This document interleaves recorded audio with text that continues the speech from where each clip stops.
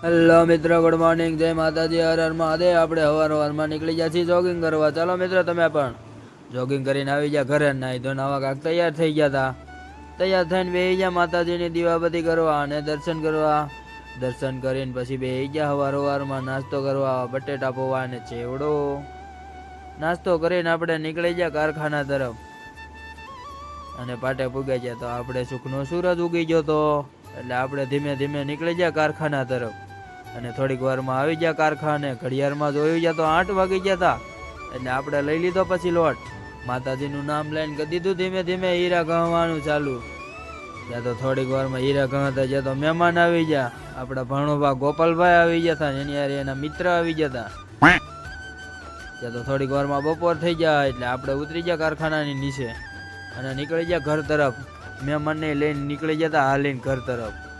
અને ઘરે આવીને બેસી ગયા જમવા. આવો કાંક રસ ને બટેટાનું શાક હતું. ચાલો મિત્રો જમવા. A few moments later. ઘરને આપણે હિરલને કાઢીને આપણે નીકળી ગયા હતા મહેમાનને લઈને ફરવા. કેમ કે આપણે જવાનું હતું ગળધરા.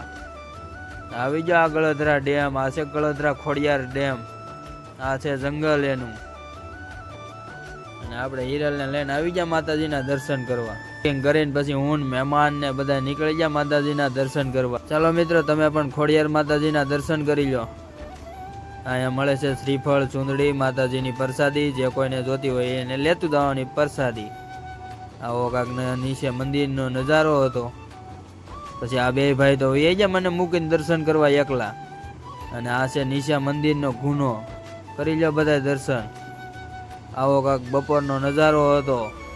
આ છે દરવાજા. દર્શન કરીને પછી આપણે નીકળી ગયા પાછા ઘર તરફ. આપણે આવી ગયા કારખાને. બે ભાઈને બેહાડી દીધા બસમાં અને લઈ લીધો લોટ. ત્યાં તો થોડીક વારમાં 6:15 વાગી ગયા. એટલે આપણે લોટ લઈને વહી ગયા મેનેજર પાસે. અને જોવા મળ્યા ટોટલ. આવો કાંક હીરાનો ટોટલ હતો. ટોટલ જોઈને આપણે નીકળી ગયા ઘર તરફ અને ઉતરવા મળ્યા દાદરા. દાદરા ઉતરીને આપણે આવી ગયા પાટે. ઘરે તો જવું જ પડે, એમાં તો હાલે જ નહીં. જો આ બ્લોગ ગમ્યો હોય તો લાઈક, શેર અને સબસ્ક્રાઈબ કરી દેજો.